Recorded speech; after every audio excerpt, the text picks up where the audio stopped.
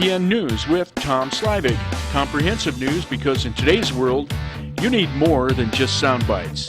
TSPN, streaming on the World Wide Web, and now on demand at TSPN TV.com.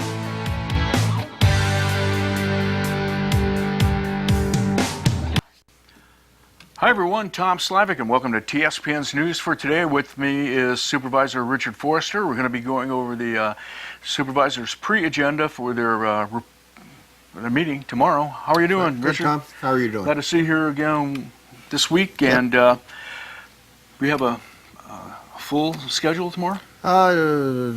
Should be over by noon, but you never know. Okay, so we never know, but you are going to know what's going to be on the agenda when we come back. So stick around. Right after this break, we'll be back and we'll start talking about tomorrow's meeting at the Board of Supervisors. Stay with us on TSPN. You're watching Amador County's #1 news and sports leader, TSPN.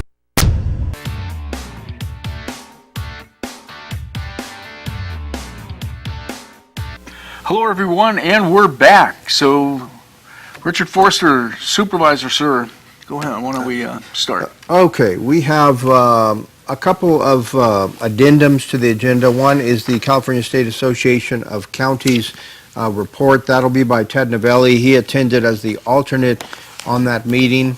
And we also have a closed session addendum, which doesn't happen very often, but this is anticipated litigation. And it is pretty amazing, whether it's the county, the state, any big entity, you have the deep pockets, and you're the first one people are going to come after. So if you look at our agenda, every week we have either anticipated litigation or litigation that's ongoing, and it's like we have a bullseye on us by people, just constantly looking at I'm going to find them responsible, and I'm going to reap the rewards. So do you find it more or less like the citizenry up here, or whatever, in Amador County is becoming more like, for me, as something that I escaped? Is it happening? A sense of responsibility? I think it's a condition of our society now that people want to find somebody to blame, and the county's got the deep pockets, and if we are to blame, if they can prove it in a court of law, then we're going to be the ones paying out, or at least our excess insurance will be paying out, and that comes back to the taxpayers, because it all falls back on someone. But it's government in general. I've noticed this since I've been on the board. It might be a little more prevalent now, but we always have anticipated or litigation in progress. And it's a little disturbing in our society that people want to find someone else is always to blame for possibly what they could have stopped themselves. So anyway, I'll go on from there. Got that, okay. We have the grand jury response in. This was on our agenda before 2 weeks ago. We did not have time to look at it. The only thing I'm going to address on this is the grand jury's discussions on the Health and Human Services building on F8, where they say members of the board relied on staff to develop needs, space configurations, terms of leases, and did not perform any due diligence on their own. I'm going to object to that, because you know what, part of your due diligence is going out to your staff, giving them direction, asking them to find the facts, to come back to you with a sensible report and recommendations, and that is part of your due diligence, and then to look at their recommendations. So for the grand jury to say that we don't perform any due diligence, I think is just flat out wrong. So I am going to ask for that to be included in going back to the grand jury. We have Maureen Funkin from the Amador Council on Tourism. Maureen will give a report on the last year's activity. I think she went from July to July. Okay. With the TOT increase that came in. Maureen was awarded that through the Amador Council on Tourism, and they've done a good job, I think, utilizing that money and putting it to good use, and partnering with people in the community, businesses in the community. Right. They've basically taken the additional investment of about $45,000, and they parlayed that up into about $80,000, $76,600. That was matched by the $85,000 in extra TOT that came in. So Maureen did what we expect. She has done some studies. She's increased her the website, the allocation for that, and revamped it. She's gone out and done quite a bit of additional advertising throughout our state and throughout, I think she went as far as Reno. But really some good partnerships out there with the community. She's presented her profit and loss statements, and we'll take a look at that tomorrow. We're looking at the next cycle after the 18 months lapses, which she's got about the first of the year. We'll fall into a place where we have to award the TOT, that additional 4%. All right, yes, okay, right. So she's making a case for that 4% to stay with Amador Council on Tourism. Right now, it looks like it's coming in slightly less than what it was before. And this is, I'm going to have some questions on this. This is opposite what I was led to believe. So we'll take a look at that tomorrow. Anecdotally, it seems like there's a lot of tourism coming out to the wineries, and almost every weekend. So many of the wineries have bands, music, and Right. when we go there, we hear about things like that. There's a lot of participation, so it seems like those businesses seem to be doing well. Do you think they may be falling down in other areas? Well, the people are coming into the wineries. Are they buying? And that's the key. All right. That's where the transient occupancy tax comes from. I think it comes from more boarding at Need to stay facilities. more. Right, at the motels and things like that. But my wife and I were up with some friends who came in from Lake County, and they wanted to go wine tasting, and there were a lot of people in the valley. So are we seeing that tax? We'll find out more Right, from and also, Jackson Rancheria did quite a push forward and pushing our message out with their advertising for the last Right. maybe 3 months Yeah. with Tour Amador. So it should be an interesting discussion on Tuesday. Also, we have John Kingsbury in from Mountain County Water Resources Association. What he wants our board to do, we have joined as a full member now of that association, along with Amador Water Agency, just some of the other notables, Georgetown Divide, PUD, Nevada Irrigation District, Placer County Water Agency. But he would like us to sign on to the North State Water Alliance Water Policy Principles.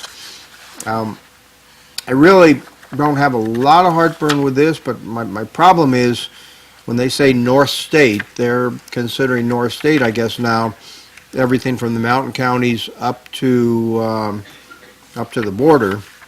They're including Sacramento in that. So we going down as far as Mammoth?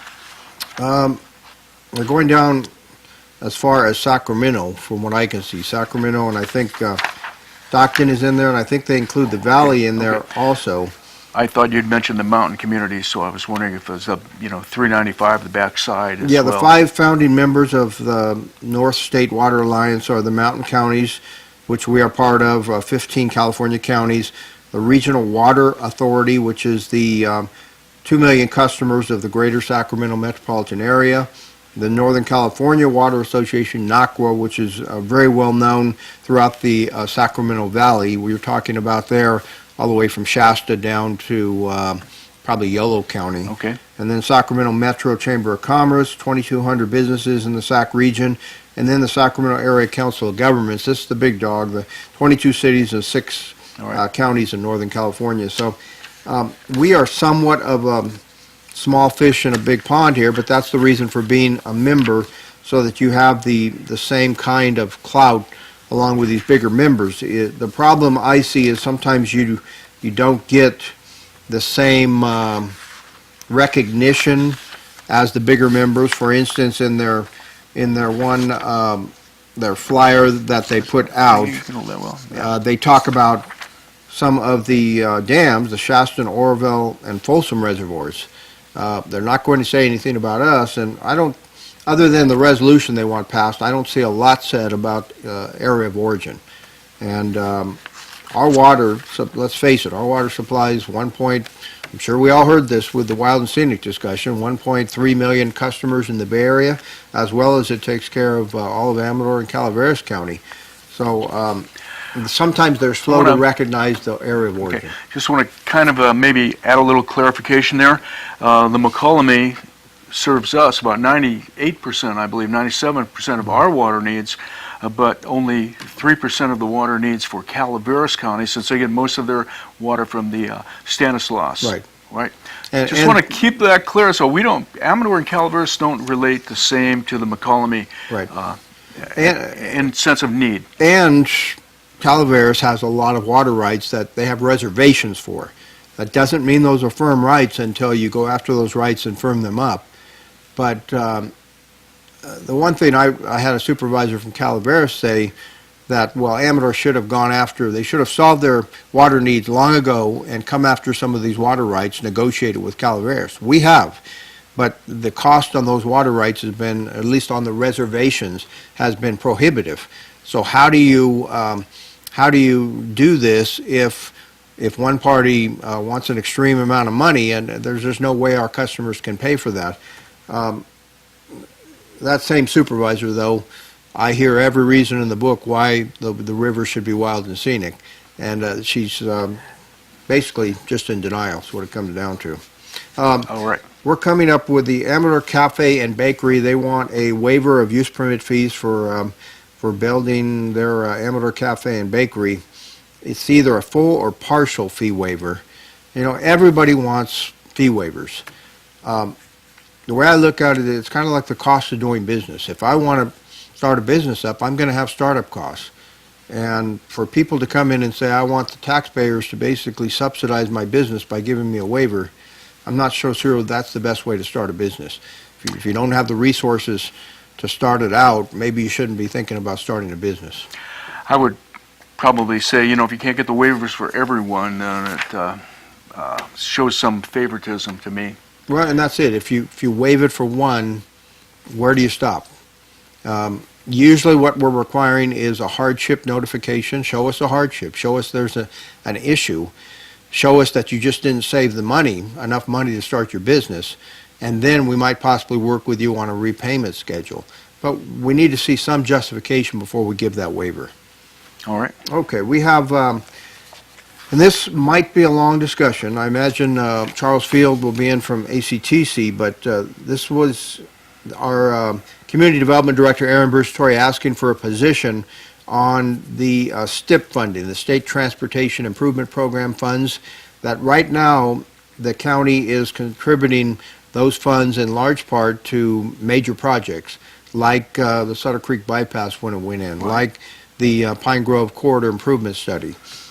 That's hard to swallow sometimes when right now our efforts at putting our roads back together, at just reconstruction, rehabilitation, replacement, maintenance, we have basically very little money. Last year, I think we had to borrow from the general fund. This year, we're finally getting some HUDA money back from the state, the use tax money. That doesn't happen very often, though. But this money, 95% of those funds is being funneled to ACTC, and they're using it for large projects. Aaron Bruce-Torrey's position is that those STIP funds, if we make the proper designations, can come back to our county road department and be used for that rehabilitation or reconstruction. And we have, as you probably know from seeing this, we have the worst roads in the state. That's been proven by the state coming out with their study. So I think people might appreciate us taking some of that STIP money, transportation improvement money. You know, we have to take a break. We'll come back and address this a little bit more. We ran over, but we'll be right back. So stay with us right here on TSPN. You're watching Amador County's local television network, TSPN. Bridge.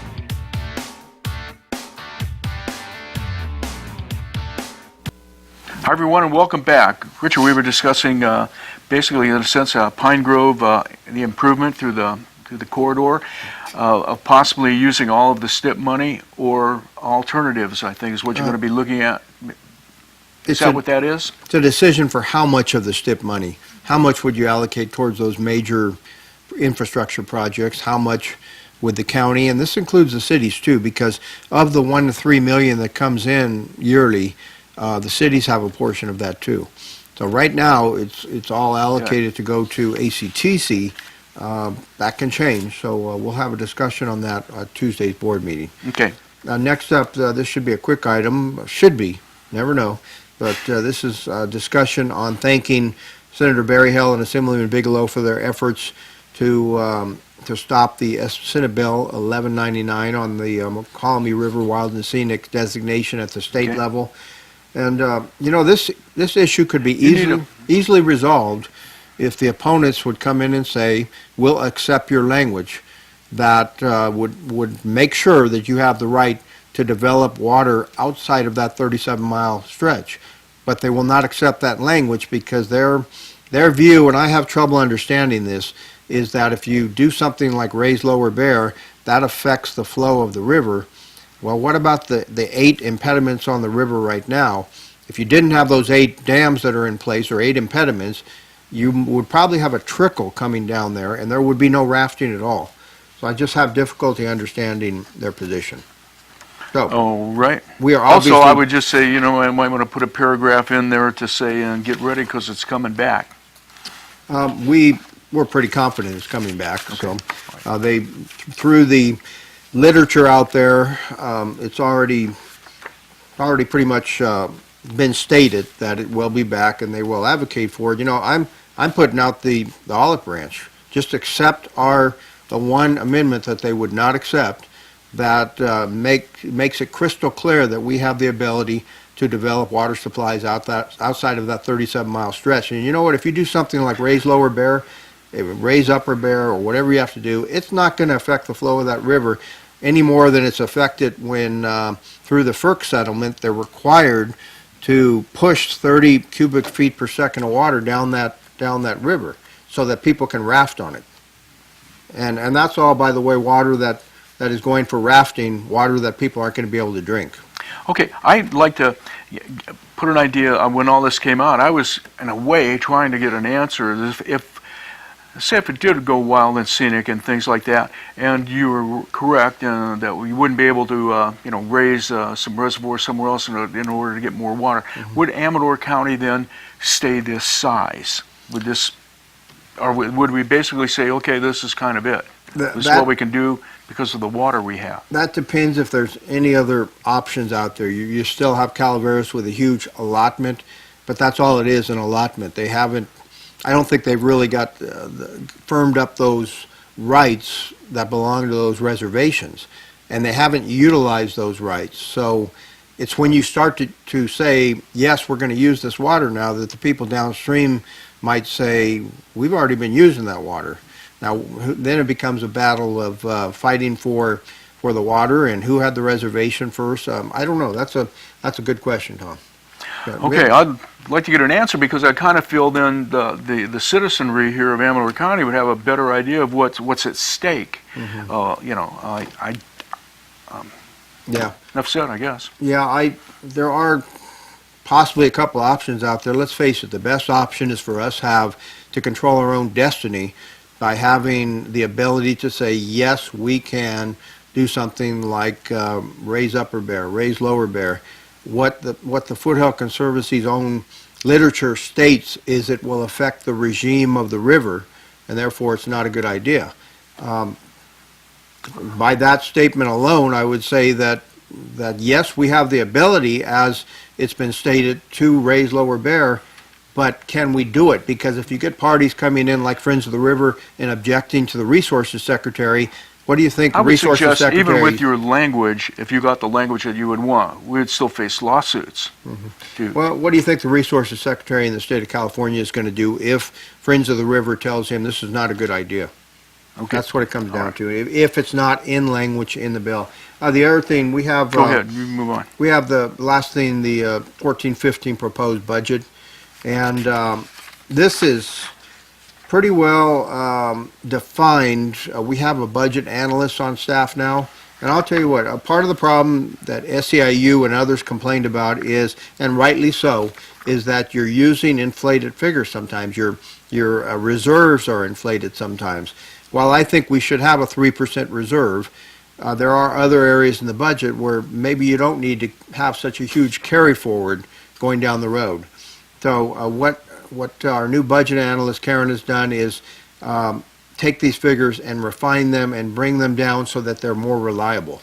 And I think it really helps. A couple things that change in this budget. It looks like property tax will again be recommended for a lesser amount, so we're not out of the hole yet. Property tax and sales tax might go up a little bit, but we're not out of the hole by a long shot, and this is every county supervisor I talk to. Okay, and there you're saying basically you're not really getting, the money's coming in are about the same? We're going to budget pretty much flat.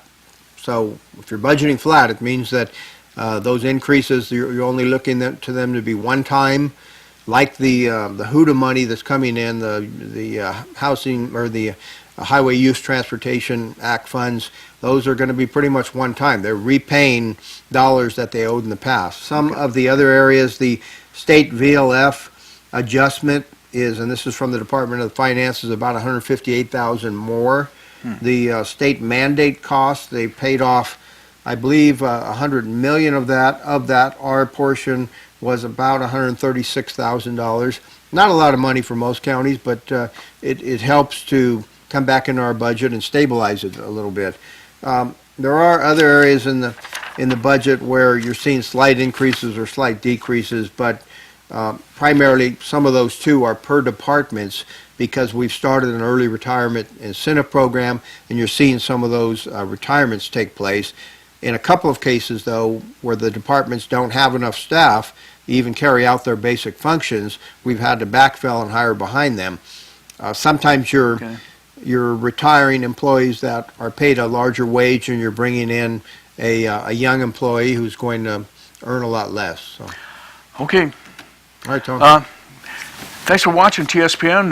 We're out of time, but be sure to, if you're interested, make it to the Board of Supervisors meeting. If you can, but you'd like to know what's going on, visit their website, listen to it on audio. It comes out live. It's a great thing. Thanks for watching TSPN. We'll catch you again next time. You're watching Amador County's local television network, TSPN.